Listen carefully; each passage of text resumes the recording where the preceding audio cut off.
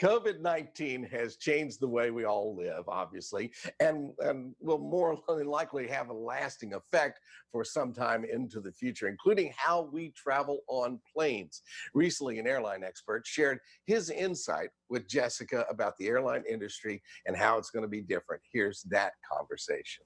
So under this new normal, many of us are starting to daydreaming about traveling one day again. And even though we don't know exactly when that is, we do know that that'll probably look pretty different. We're joined this morning by Seth Kaplan, airline expert. Seth, it's great to see you. Likewise, Jessica. Great to be here. This is an interesting conversation because as we all start to do some virtual planning and travel ideas and daydreams, many of those dreams will hopefully eventually lead us to hopping on a plane one day. But when we do, that's going to look pretty different. It will. Every time there's a crisis, things change. Those of us old enough to remember 9/11, airport security changed after that. We still take our shoes off in many cases at the airport because of the threatened shoe bomber. And this is the biggest crisis of them all at this point for these airlines. So it's reasonable to think that maybe the changes will be some of the biggest of them all. And in terms of those changes, I call them the 4 M's, 4 that I'm looking for. Masks, minimal service, middle seats maybe being blocked, and money. So we can just sort of go through those. Masks, anybody who's ever traveled to Asia knows that over there, you get on a flight, you'll see some people wearing masks, even though there's kind of no immediate threat. And the reason is that they've had epidemics in the past. I mean, nothing quite like this, but that have affected them a lot more than here. SARS, for example, it was a much bigger deal back in 2003 in East Asia. And when you have something like what we're going through, we're all becoming germaphobes to some degree or another, whether you know it or not. And you're going to get on a flight, even once the worst of this threat hopefully passes here at some point, and you're going to see people wearing masks even 2 or 3 years from now, just like you'll see it in other areas of our lives. Minimal service. These airlines in the past few years, in some cases, have finally kind of restored some of what they took away back when they were all really struggling last time during, bankruptcy and all that for these airlines. And so the snacks on short haul flights, right? The Stroop walk. Just gotten used to them coming back. Yeah, finally. Or you fly to Europe now in economy, you get a free beer and wine again, which was gone for a long time. They've stopped a lot of that. Right now it's on health grounds, and that's understandable. I mean, they don't want the flight attendants interacting with people more than they have to. But don't be surprised if that stuff isn't the first that comes back once times get better health-wise, because these airlines are kind of back to square one, pinching pennies, struggling again to get through the day. And yeah, social distancing, right? We do it in every area of our lives. Those middle seats, right now, Delta was the first, and others have done it too, to say we're going to block all the middle seats. Jessica, easy right now. Nobody's traveling anyway, right? That's right, yeah.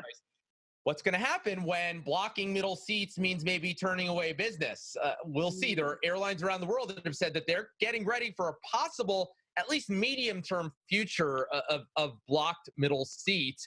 And then that leads me to that 4th M, money. What's going to happen with the cost of travel? So on one hand, Jessica, these airlines are going to have to discount to get us back on board, right? Once Dr. Fauci and experts say it's safe to travel again, safe to leave the house, basically. A lot of people are going to have to overcome their fears. Airlines are going to have to encourage that. And a lot of people just aren't going to have a lot of money. All the economic pain right now, the unemployment, everybody's struggling. And so you can imagine they're going to have to discount. But on the other hand, they've crowded all those seats into airplanes in recent years. It's not so comfortable, but that's one thing that keeps airfares low is when they get all their money from more passengers. So if they can't get all the money from all those passengers, fewer passengers, if they are blocking middle seats beyond, a few months from now, that could actually push up airfares. Simple math. Fewer people got to get all the same money, they would charge more. Yeah, I wondered about that. When you're thinking for a second, the middle seat would be blocked, you might actually have a little elbow room, but it's got to come out of somewhere. So while they may go down temporarily, that may adjust things long term. Exactly. And so you can imagine in the end, those last seats that they pack onto the plane, that's what they've been doing, right? Taking away leg room, taking away elbow room in some cases on some of those wide body jets that you fly to Europe. You might have 10 seats across instead of 9. I mean, they've been squeezing people together and it's been uncomfortable. But this is very different right now, right? I mean, we didn't think in terms of that person next to us maybe making us sick. And one tip, by the way, Jessica, that's good at any time for the few people flying now, doctors, nurses, maybe going to save lives. And for all of us later on, there was a study a couple years ago out of Emory University down in Atlanta that found that people sitting in window seats get sick a little less often than people sitting elsewhere on the plane. It's nothing magical about the window. You're just not surrounded by as many other people. I mean, an airplane's basically a room full of people. Granted, not as many people right now as usual. And the same things that work in any other environment work on an airplane too. Interesting. Well, the 4 M's will be looking toward this: masks, minimal service, middle seats blocked, and money, money, money when it comes back. It's been good talking with you. Thank you, Seth. Likewise, Jessica, you stay safe. Appreciate it. You too. Thanks for talking with us. And of course, we'll have a direct link on our website later today, WTVR.com/VTM, so you can connect to more information. We appreciate Seth sharing these insights with us.